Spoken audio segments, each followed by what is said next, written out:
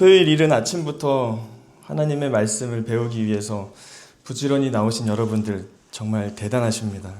저도 아침에 나오는 게 좀 어렵던데 여러분 어떻게 준비하고 나오셨어요? 에스더 성경 산책 하게 되어서 너무 감사하고, 준비하면서 산책을 해야 되는데 그 달리기 경주 그 시합을 준비하고 있는 저를 발견하게 되었습니다. 산책은 산책답게 해야 되는데 무슨 대회 나가는 것처럼 이렇게 더 힘이 들어가게 되더라고요. 그래서 계속해서 산책은 산책답게 하자, 힘 빼고 편안하게 해야겠다라는 생각을 많이 했고요. 그래서 저 나름대로 산책을 어떻게 해야 될까 정리를 해보았는데 간단했습니다. 산책은 그냥 에스더에 있는 내용들 쭉 한번 훑어보는 것, 너무 지나치게 막 뭔가 발견하려고 노력하지 않고 너무 집중하지 않고 물 흐르듯이, 우리 산책 그렇게 하지 않습니까? 이렇게 좋은 곳 거닐다가 눈에 띄는 꽃, 내가 좀 더 자세히 보고 싶은 꽃이 있으면 잠깐 멈춰서 좀 보고, 그 다음에 또 지나가다가 이번엔 하늘이 너무 맑고 바람이 너무 좋은 것 같으면 가만히 서서 또 그것들을 느껴보는, 그게 산책인 것 같은데요. 여러분들도 오늘 아침에 좀 힘을 주고 오셨다면 조금은 빼시고 자유롭게 편안하게 산책을 하면 좋을 것 같습니다. 그렇게 오늘을 보내시고 이제 12일 월요일부터 에스더 성경 묵상이 이제 매일 성경에 나오는데요. 그때 월요일날 묵상을 하시면서 맞아, 이거 토요일날 들었던 얘기지 라고 여러분들의 반응이 나오시면 오늘 산책은 성공일 것 같습니다. 아시겠죠? 네, 그 정도만 돼도 참 감사할 것 같고요. 자, 그럼 이제 에스더 산책을 시작해 볼 텐데요. 40분의 시간이 주어져 있는데 조금 지났습니다. 제가 되도록 빨리 해볼 텐데요. 이 짧은 산책의 시간이 여러분의 에스더 묵상에 도움이 될 수 있기를 바랍니다. 강의안 다 받으셨죠? 네, 받으신 거 보면서 한번 해보겠습니다. 오늘 산책 코스는 이렇게 구성해 봤습니다. 먼저는 에스더 전반적인 배경과 특징들에 대해서 한번 짚어보도록 하겠습니다. 사실 제가 주제별로 좀 나눠보려고 했는데 그렇게 하다 보니까 너무 길어지고 내용이 많아지더라고요. 그래서 그냥 한 군데다 다 이런 표현 써도 되는지 모르겠는데 때려 박았습니다. 그러니까 쭉 따라오시면서 이해하시면 되겠고요. 두 번째는 에스더의 큰 그림을 한번 살펴보고 에스더의 아웃라인이 이렇게 되는구나. 그리고 마지막으로 본문의 주요 내용을 살펴보면서 동시에 우리가 묵상할 때 어떤 부분에 대해서 생각해 보면 좋을지 그 포인트들을 한번 나눠보겠습니다. 서론에 들어가기에 앞서서 에스더 묵상할 때 가장 중요한 핵심 단어, 키워드가 뭘까 좀 생각을 많이 해보았습니다. 여러 관점으로 에스더를 볼 수 있겠는데요.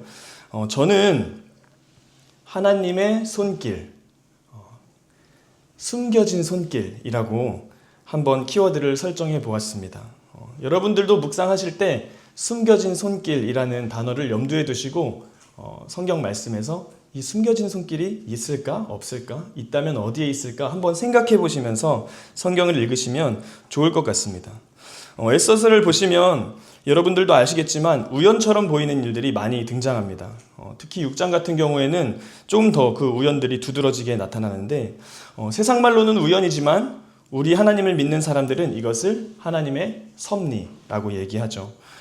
보이지 않는 곳에서 자기의 백성들을 굽어 살펴보시면서 우리들의 형편을 헤아리시고 하나님의 방식대로 공급해 주시고 때로는 침묵하실 때도 있고, 그렇게 하면서 하나님의 구원을 이루어 가시는 겁니다. 그런데 우리는 그 당시에는 잘 알지 못하죠. 그렇지만 모든 일들이 지나가고 나서 뒤를 돌아보면 이것들이 다 하나님이 하셨던 일이구나, 하나님이 그때 거기에 계셨구나 라는 것을 느끼게 되는 것 같습니다. 그런 숨겨진 은혜들이 에스더서에 도사리고 있는데요. 여러분들이 묵상하시면서 물론 에스더 본문이 친절하게 여기에 그 손길이 숨어 있습니다 라고 여러분들에게 가르쳐주지는 않을 겁니다.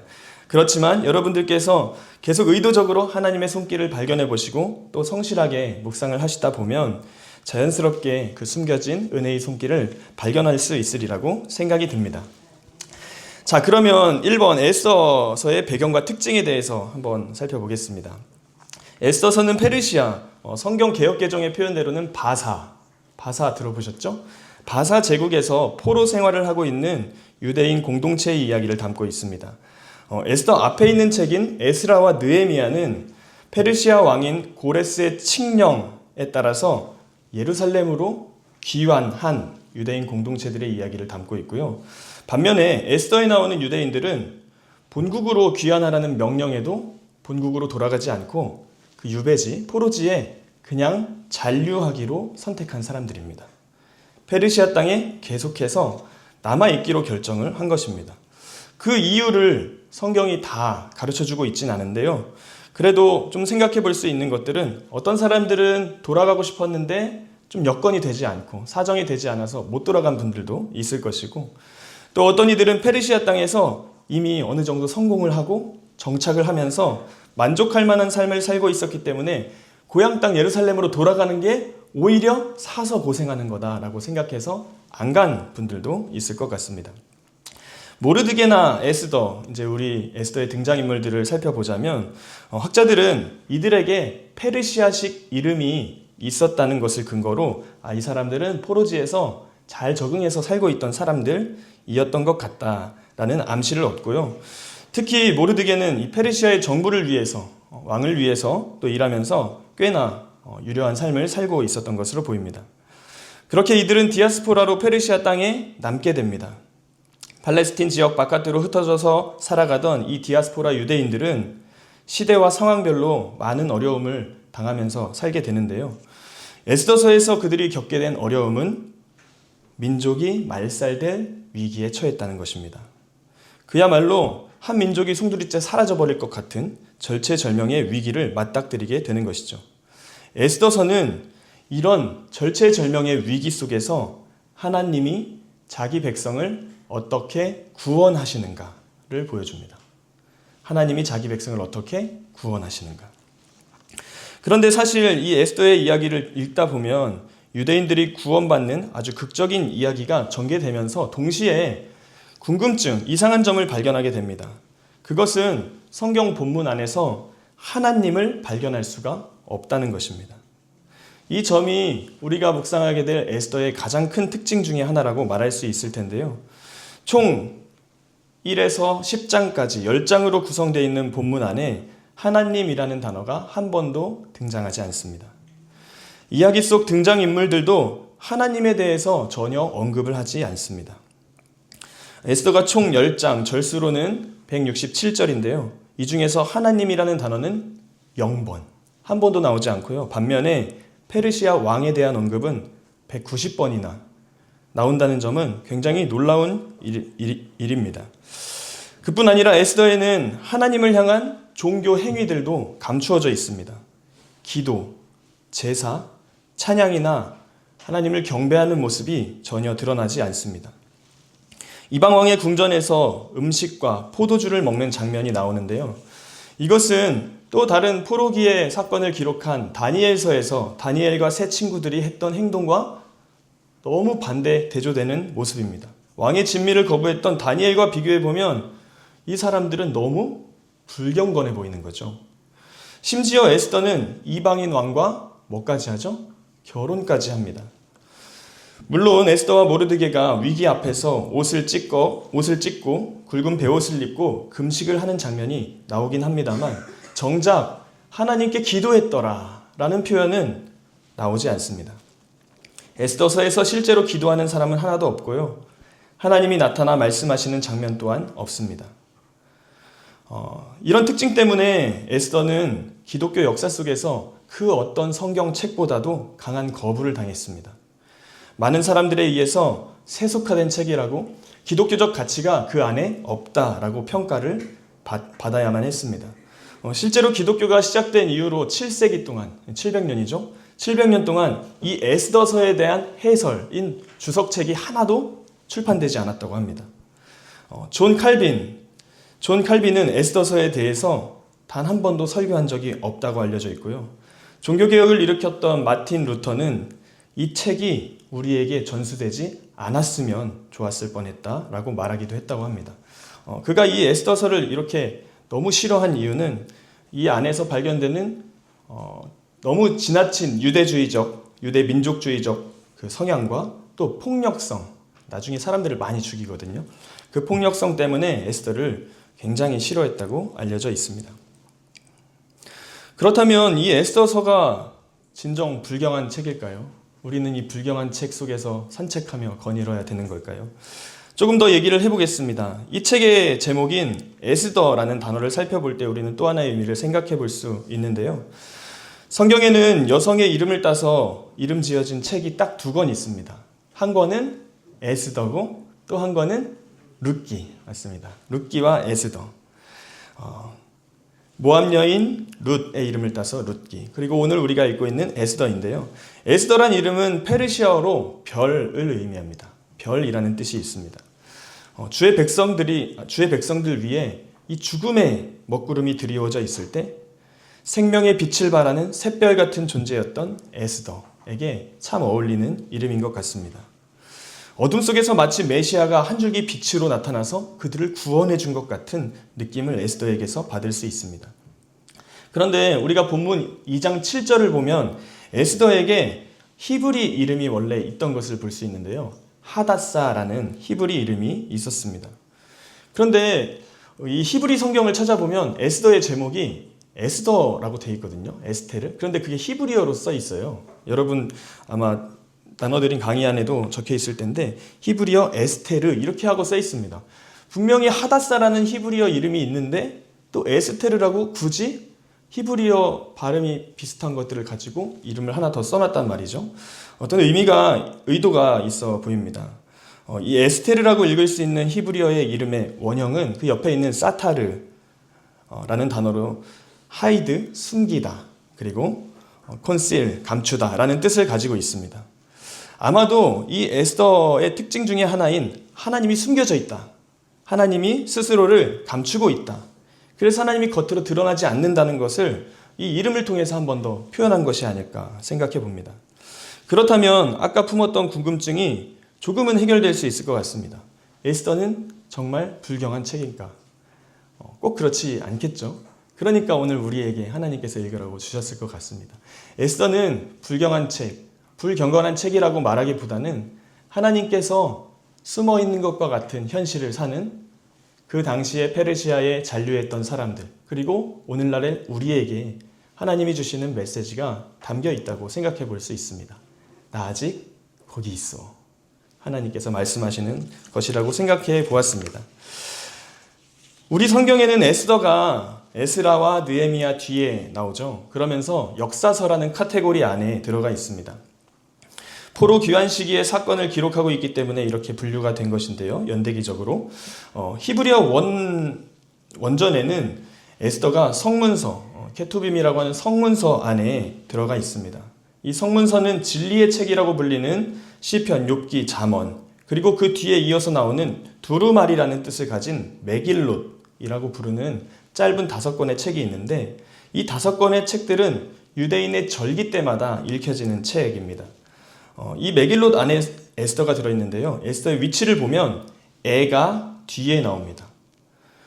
애가에서 노래하던 슬픔과 절망이 에스더의 민족 말살의 위기를 앞두고 있는 사람들과 비슷한 느낌이 들죠.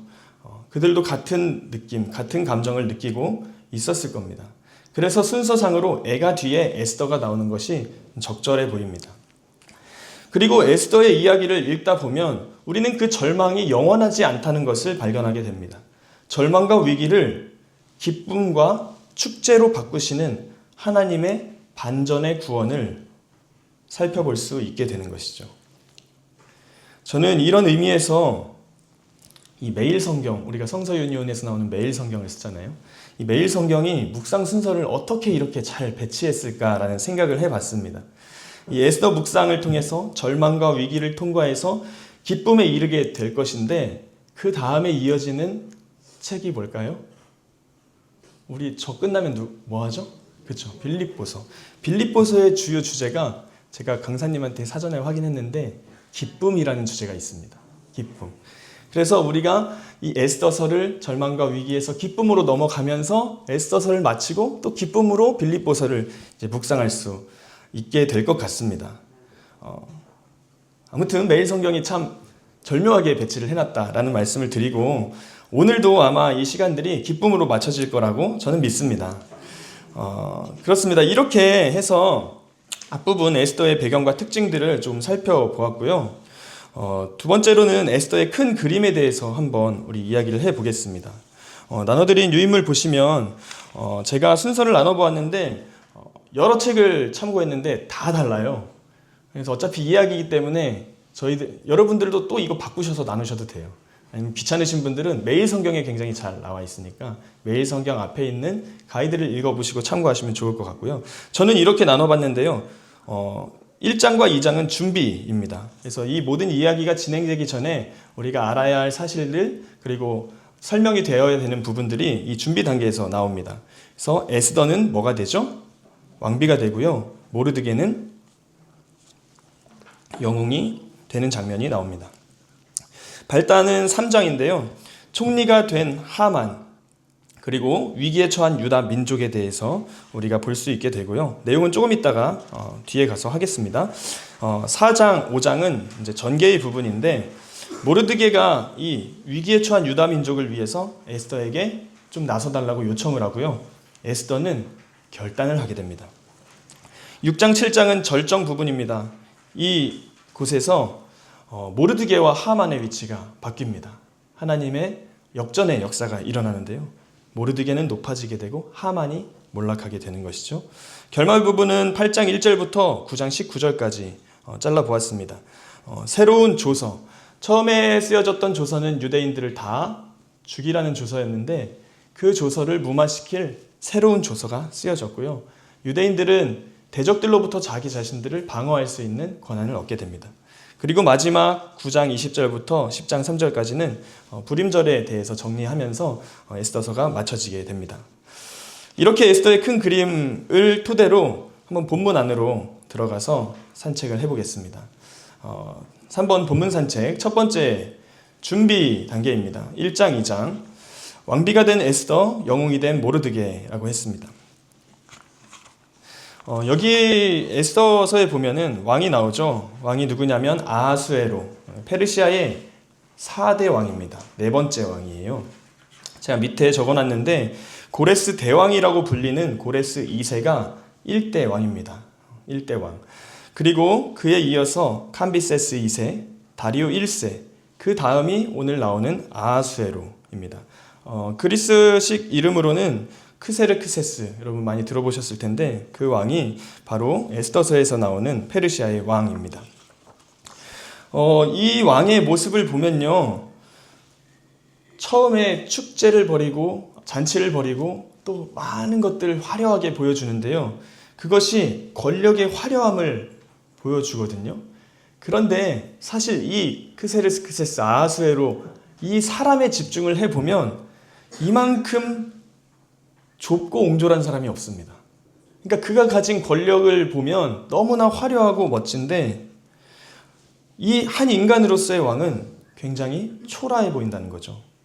인도부터 구스, 에티오피아까지 127개의 지방을 다스리는 대단한 왕이고 화려한 잔치를 배설했음에도 이 왕에게서 그런 화려함이 있었음에도 왕후 와스디를 대하는 강압적인 태도, 그리고 그 와스디가 자기에게 거절했을 때 보이는 반응과 그 결정들을 보면 야, 이렇게 못난 사람이 없구나, 참 초라하다라는 생각이 듭니다.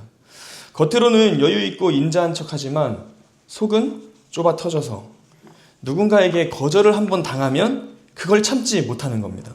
조금이라도 내가 부당한 일을 당하면 그거를 어쩔 줄 몰라 하는, 이 부들부들 한다고 하잖아요.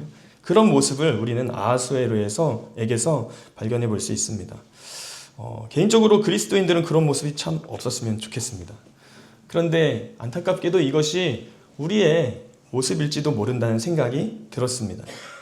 여러분, 중요한 것은 겉모습의 화려함이 아니라 마음이 단단한 것인 것 같습니다. 아하수에로를 보시면서 이 묵상을 하실 때 여러분 그런 생각들을 좀 해보시고 여러분들의 마음도 내 마음은 어떤가 한번 돌아보실 수 있는 시간이 되면 좋겠습니다. 이 아하수에로의 시대는 말 그대로 분별이 없는 시대입니다. 분별이 없습니다. 그런데 하나님은 이런 분별 없는 시대 속에서 분별 없는 왕을 통해서도 하나님의 역사를 준비하고 이루어 가신다는 사실이 놀랍습니다. 그런 왕을 통해서 와스디가 폐위가 되고 누가 수면 위로 올라올 수 있게 되었죠? 에스더. 에스더가 수면 위로 올라오게 됩니다. 여기서 아까 제가 말했던 우리가 묵상할 때 어떤 키워드를 가지고 있었으면 좋겠다? 숨겨진 손길, 하나님의 손길. 하나님의 손길이 없는 것 같은데 계속해서 작용하고 있다는 것을 우리는 볼 수 있습니다. 네, 그래서 와스디의 폐위가 에스더의 등장 발판을 마련했다.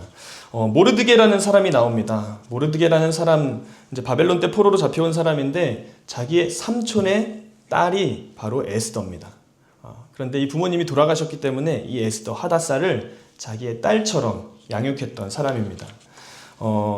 와스디가 폐위된 이후에 이제 아하수에로 왕이 새로운 왕후를 찾는데 그때 이 에스더가 뭐 어떤 책에 보면 미인대회에 나갔다 이렇게 표현을 많이 하기도 하더라고요. 근데 미인대회 맞겠죠? 예쁜 사람을 뽑았을 테니까. 아무튼 그 왕후를 뽑는 곳에 나가가지고 저 미스코리아 뭐죠? 진이 되는 거죠. 예, 그렇게 되지 않습니까? 그런데 거기 나갈 때 이 모르드게 이제 삼촌 모르드게가 너의 신분을 숨겨라. 유대인이라는 거 알리지 말아라. 이렇게 얘기를 해주죠. 그렇게 하고 왕후가 되었습니다. 유대인이라는 것을 밝혔으면 혹시 안 됐을 수도 있었을까요? 이 부분을 묵상하면서 이게 지혜일까? 아니면 타협일까? 라는 생각을 해보았습니다.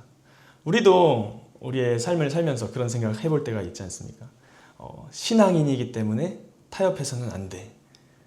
이렇게 할 때가 있는데 또 때로는 야, 지혜롭게 해야지. 술자리에 가서 한 잔 따라줄 수도 있어요. 먹지는 않더라도 따라줄 수는 있어야 되고 같이 앉아줄 수는 있어야지. 뭐 이런 얘기들을 하지 않습니까? 근데 이게 지혜처럼 보이기도 하고 조금만 이렇게 가면 타협한 것처럼 보이기도 한다는 거죠. 여러분들은 어떻게 생각하실지 모르겠습니다. 저도 답을 말씀드리지는 않겠습니다. 답이 없을 것 같거든요. 여러분들이 이 묵상 본문이 요 날이 될 때 한번 그 부분에 대해서 생각해 보시면 좋겠어요. 이게 지혜일까? 어느 정도가 타협일까? 많이 생각해 보실수록 좋을 것 같습니다. 그런데 저는 이제 지혜인가 타협인가 답을 내리기보다는 이런 관점에서 생각해 보고 싶습니다. 에스더가 자신의 신분을 숨기고 왕후가 되는 과정에서 분명히 그 신분이 드러날 수 있는 가능성이 있었을 거잖아요. 유대인이라는 걸 누군가는 알고 있을 테니까. 그런데 하나님께서 에스더를 보호해 주셨다. 보호해 주셔서 왕후가 될 수 있도록 하나님이 인도해 주셨다. 여기서도 숨겨진 하나님의 손길을 우리가 발견할 수 있는 것입니다. 그렇게 사건이 계속 진행되고요. 2장 마지막 부분에는 모르드게가 이 왕의 암살 시도, 그 모의를 듣고 미리 발각하여서 왕의 목숨을 구해 역대일기, 궁중실록에 기록된 장면이 나옵니다. 그렇게 이제 첫 번째 준비 부분이 마쳐지고요. 두 번째 발단 단계로 가보겠습니다. 네, 우리 발단 단계로 가보게 되면 총리가 된 하만이 나오고 그리고 위기에 처한 유다 민족이 나오는데요.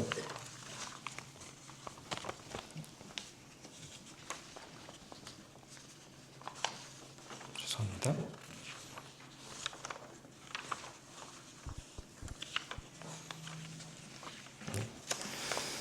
자, 2장의 마지막이 모르드게의 활약으로 마무리가 되었지 않습니까? 제가 정말 짧게 얘기했지만 이 왕이 암살될 시도를 막고 그 궁중 일기에 기록될 정도로 대단한 일을 했는데요. 그러면 3장이 시작될 때 누군가 총리가 돼야 될 상황이 있다면 누가 되어야 될까요? 이 왕의 목숨을 살려준 그 대단한 사람, 이 모르드게가 장관이 되면, 총리가 되면 딱 좋겠잖아요. 그런데 그렇게 되지가 않습니다. 3장에서 영예를 얻는 사람이 있다면 그 사람은 당연히 모르드게일 것이라고 예상되는데 전혀 뜻밖의 인물이 등장합니다. 하만이라는 사람이 총리에 오르게 됩니다. 하만은 아각 사람이라고 소개가 되는데요. 이 아각은 사무엘상에서 이스라엘의 대적인 아말렉의 왕으로 등장하는 인물입니다. 사무엘상 15장에 가보시면은 이 내용이 나오는데요. 이스라엘의 초대 왕이었던 사울이 이 아말렉을 모두 진멸하라는 하나님의 명령을 받고도 그 중에서 하찮고 가치 없는 것들은 진멸하고 좋고 기름진 것들은 남겨둡니다. 이 일 때문에 하나님께서 사무엘 선지자에게 내가 사울 제 왕으로 세운 거 후회한다 라고 말씀을 하시죠. 어쨌든 이 유대인과 아각으로 대표되는 아말렉 족속 사이에는 이때부터 예로부터 아주 깊은 악연이 이어져 왔던 것입니다. 그것을 생각해 볼 때 이 아각 사람 하만이라는 그 사람의 이름이 등장한 것은 우리에게 왠지 모를 긴장감을 더해주는 것입니다. 아니나 다를까 이 하만에 대해서 모르드게가 무릎을 꿇지도 않고 절을 하지도 않는 모습을 보입니다.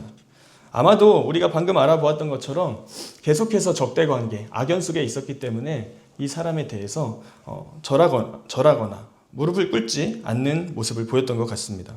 하만은 이 모르드게의 태도에 화가 잔뜩 치밀어 올랐고 저 사람이 왜 나한테 저렇게 하지? 알아봤더니 유대민족이네? 그 사실을 알고 급기야는 이 모르드게뿐만 아니라 모든 유대민족들을 다 없애버려야겠다라는 마음을 먹게 되는 것이죠. 그래서 이 하만이 아하수에로 왕에게 가서 이 모르드게의 행동에 대해서 이르는 거죠. 얘기하면서 그런 얘기를 합니다. 저 유대민족이라는 애들이 있는데 쟤네들은 지네들끼리만 모여서 삽니다. 법도 임금님이 내리신 법이 아니라 자기들의 법을 지키면서 삽니다. 저 사람들을 그냥 두는 것이 당신께 유익하지 않습니다. 허락만 내려주신다면 제가 싹 다 쓸어버리겠습니다. 이제 이렇게 얘기를 하는 거죠. 왕이 그 요청을 허락해 주었습니다. 그래서 이 하만이 제비를 뽑습니다. 이제 부르라는 단어가 여기 처음 나오는데요. 부르. 나중에 이제 불임절이 나오는데 부르가 불임절이 되는 겁니다. 제비를 뽑는 것, 이 부르를 뽑아서 아달월 13일을 디데이로 잡습니다. 유다 민족을 진멸하고 그들의 온 재산을 탈취하는 날로 정하는 것입니다. 우리는 여기에서 이 왕이 얼마나 중요한지를 알 수 있습니다. 왕이 분별이 없고 무책임하면 백성들이 위험에 빠지고 고통을 받는다. 대선기간이라서 위험한 발언일 수도 있는데 왕이 지혜로워야 한다는 것이죠. 여러분, 이 무책임하고 어리석은 아하수에로 왕의 모습을 보시면서 잘 생각해 보실 수 있으면 좋겠습니다. 3장을 묵상하면서 우리는 삶의 방향이 어디를 향해 있어야 하는가를 좀 고민해 보게 되는데요. 모르드게의 모습이 이렇게 읽어보면 좀 미련한 것 같기도 합니다. 왜냐하면 저 사람한테 절하지 않고 무릎을 꿇지 않아서 지금 내 민족 모두가 다 죽게 생겼잖아요. 이렇게까지 꼭 했어야 할까라는 생각이 한편으로 들면서 또 한편으로는 우리는 하나님을 믿는 사람들이기 때문에 철저하게 지켜야 할 것은 지켜야겠다라는 생각도 해봅니다. 왜냐하면 하나님이 일하시는 것을 우리는 믿고 있기 때문입니다. 그래서 때로는 지혜롭게 결정해야 할 때도 있지만 꼭 필요할 때는 믿음의 결정을 과감하게 할 수 있어야 한다는 생각을 해보았습니다. 물론 우리의 지혜로 해서는 안 되겠죠. 성령님께 지혜를 구해야 할 것 같습니다. 그리고 이 지혜와 욕심을 잘 구별할 줄 알아야 됩니다. 지혜와 미련한 욕심. 그리고 이게 신념인지 아니면 나의 아집인지도 잘 판단해 보실 수 있기를 바랍니다. 그렇게 두 번째 부분이 마무리가 되고 이제 4장에서 5장으로 가보겠는데요. 모르드게의 요청과 에스더의 결단에 대한 이야기가 나옵니다. 이제 민족이 말살될 위기에 처했기 때문에 모르드게는 에스더가 생각이 났습니다. 에스더가 지금 지위가 뭐죠? 왕후잖아요. 그래서 에스더를 통해서 이 위기를 타개해 보아야겠다라고 생각을 했습니다. 그렇게 생각을 하고 에스더에게 요청을 하는 거죠. 그런데 이들이 보여주는 행동을 보면 4장 3절에 이들이 자신들에게 큰 위기가 닥쳤음을 알게 되면서 크게 애통하고 금식하고 울고 부르짖으며 굵은 베옷을 입고 제 위에 앉아 있다. 그런데 아까 서론에 말씀드렸듯이 뭐가 없습니까? 기도는 안 해요. 그러니까 다른 건 다 금식도 하고 울기도 하고 애통도 하고 옷도 다 차려입고 제 위에 앉아 있는데 기도한다는 얘기는 없습니다. 여러분, 이들이 기도를 했을까요? 안 했을까요? 네, 했겠죠. 그렇죠? 저라도 할 것 같아요. 하지 말라고 해도 할 것 같습니다. 그런데 아마 저자가 일부러 그 기도했다는 말을 빼놓는 것 같아요. 기도했다는 말을 일부러 빼놓는 겁니다. 아까 하나님의 이름을 일부러 감추는 것처럼 기도했다는 표현, 그들이 하나님을 찾고 있다는 표현을 의도적으로 감추는 것 같아요. 왜냐하면 이 이야기는 그냥 쭉 읽고 나중에 뒤에 갔을 때 깨닫게 되는 거죠. 아, 맞아. 하나님이 그때 계셨지. 그때 기도했을 거야. 이렇게 나중에 깨닫게 하기 위해서 의도적으로 감춘 것으로 보입니다. 모르드게가 에스더에게 요청을 합니다. 네가 만일 잠잠하여 말이 없으면 유다인은 다른 데로 말미암아 노임과 구원을 얻으려니와. 여기서 이 다른 데라는 표현을 유대인들은 하나님을 의미하는 단어로 사용한다고 합니다. 그러니까 너가 안 해주면 하나님은 분명히 다른 방법으로 우리를 구원해 주실 거야. 여기도 하나님이 우리를 구원해 주실 거야 라고 쓸 수 있었겠지만 굳이 이제 쓰지 않는 거죠. 하나님 이름을 감춰야 되니까. 내 왕후 자리에 얻은 것이 이때를 위함인지 누가 알겠느냐. 이렇게 모르드게가 에스더를 설득하고 요청을 합니다. 에스더가 결단을 하게 되죠. 백성들과 함께 금식을 해 주십시오. 나도 금식하고 왕에게로 나아가겠습니다. 이때 아무리 왕후라도 왕에게 자기 마음대로 나아가서는 안 되는 법이 있었고 왕이 그것을 승낙해 주었을 때만 목숨을 부지할 수 있었기 때문에 이 에스더도 왕에게 나아가는 것, 죽으면 죽으리이다. 이런 유명한 말과 함께 나 왕에게 나아가서 우리 백성을 위해 간청하겠습니다. 라고 결단을 할 수 있게 되었습니다.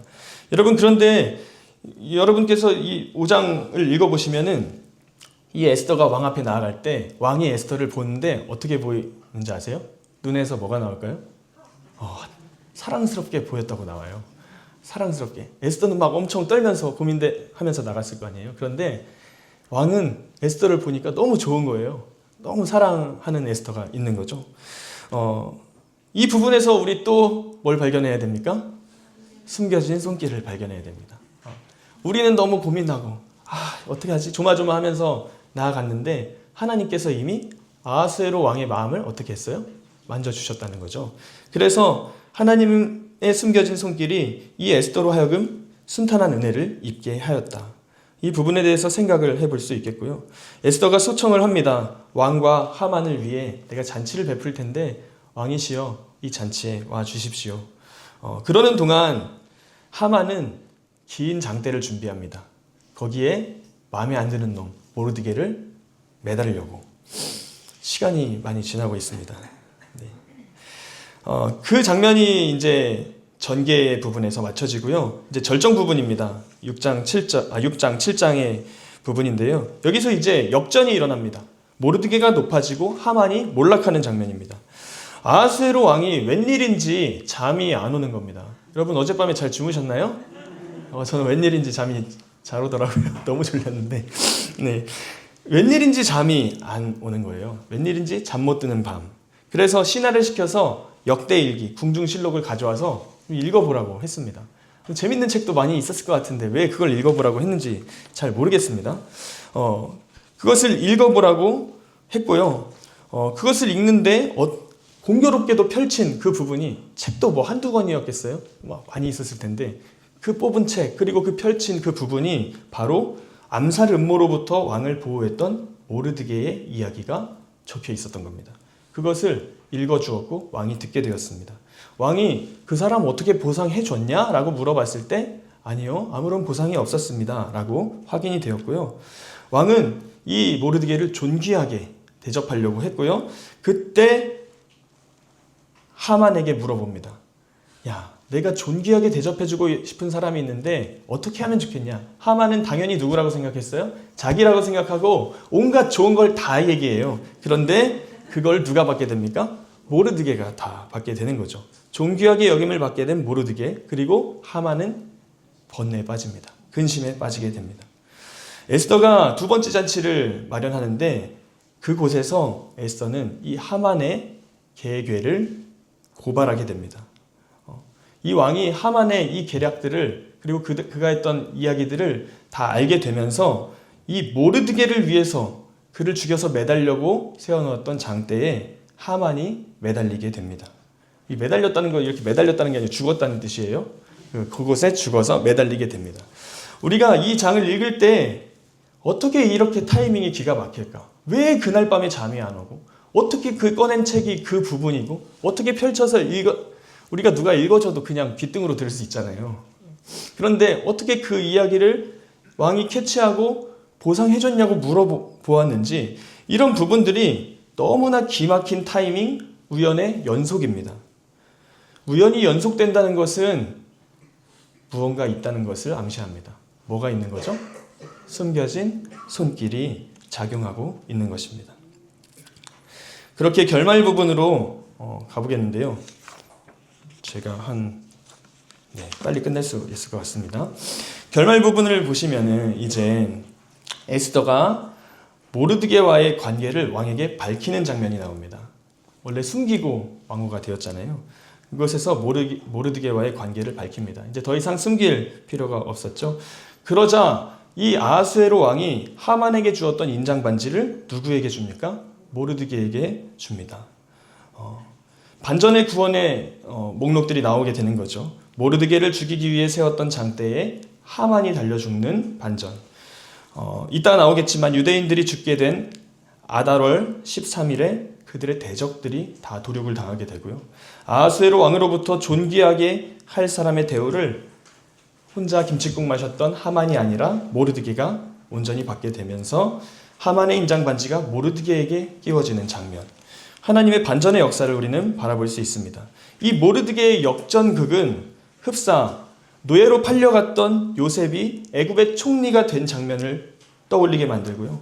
포로로 잡혀갔던 다니엘이 높은 관직에 오르고 사자굴에 떨어졌을 때도 안전하게 살아남았던 장면과 견줄만 합니다. 그리고 이 역전극은 더 나아가서 예수 그리스도의 십자가와 부활까지도 생각해 볼 수 있게 합니다. 생명을 빼앗는 사형 틀이었던 십자가가 모든 이에게 생명을 줄 수 있는 상징이 되었다는 것입니다.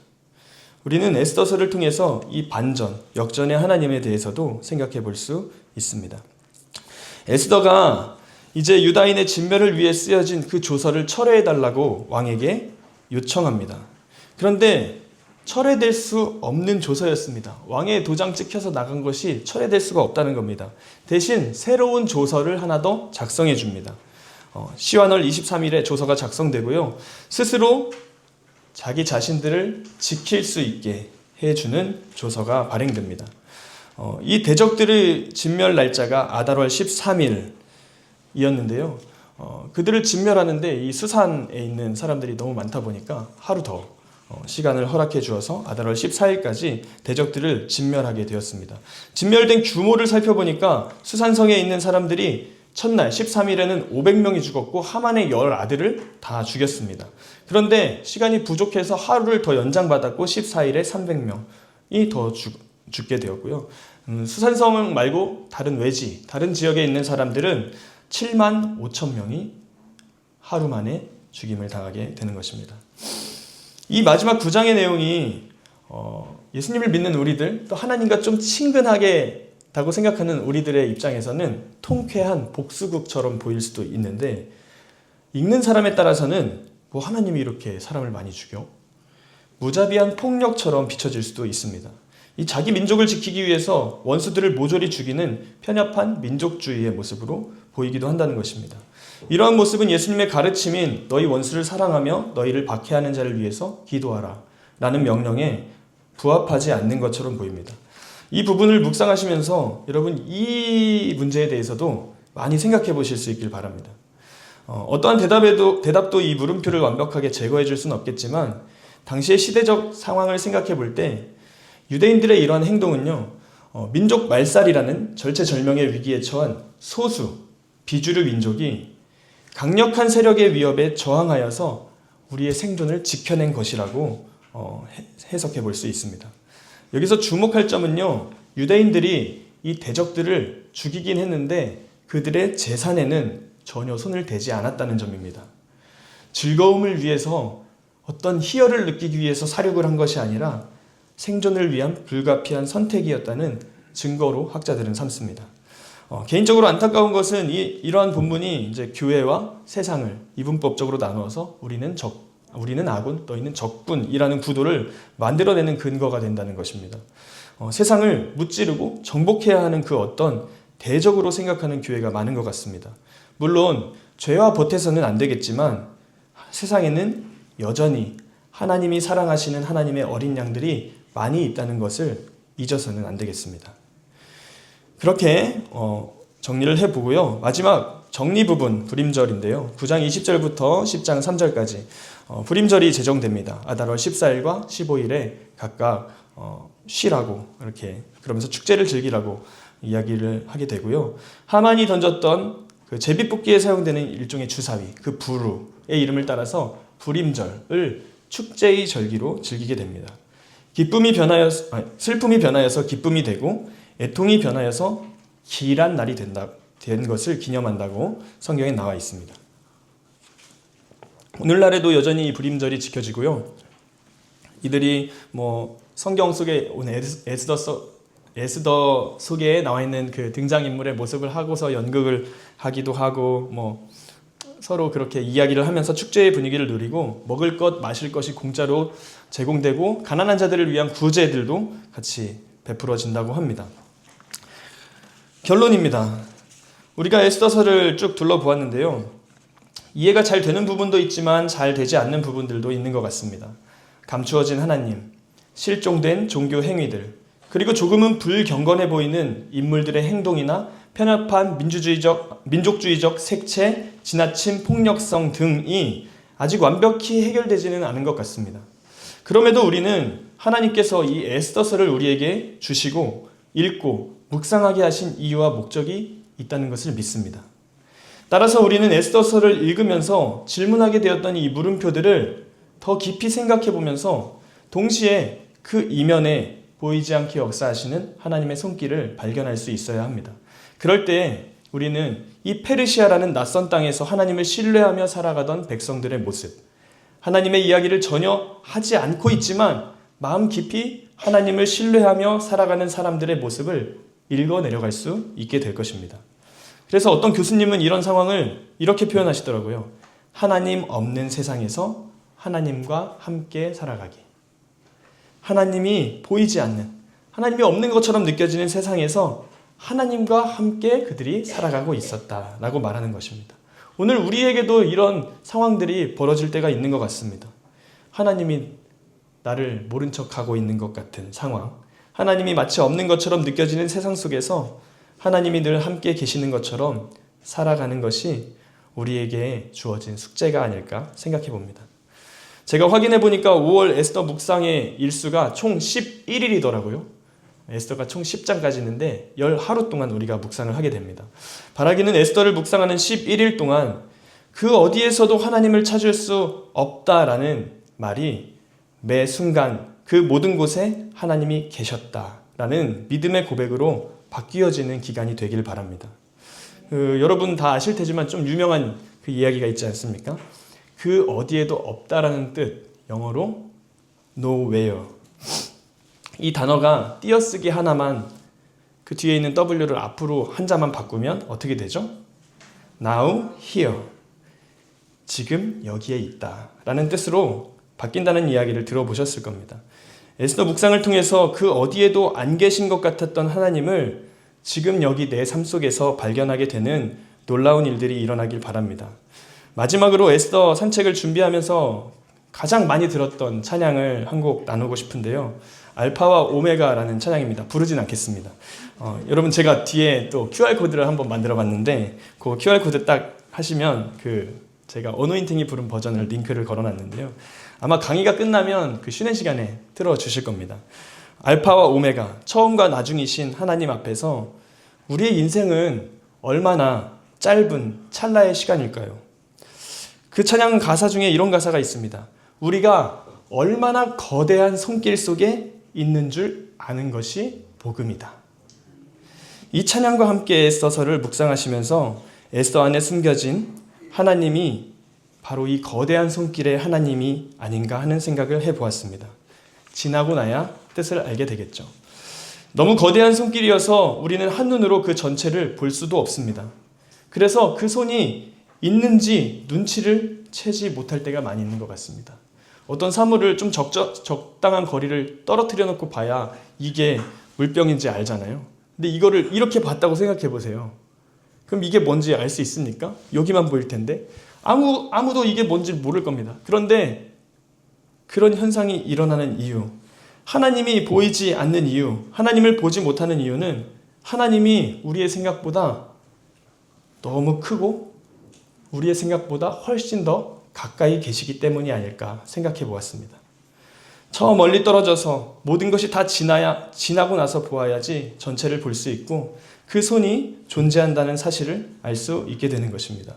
혹 여러분의 삶 속에서 하나님이 잘 안 보이고 안 느껴진다고 생각되신다면 하나님이 그만큼 크시고 그만큼 가까이 계시기 때문이라고 생각해 보시기 바랍니다.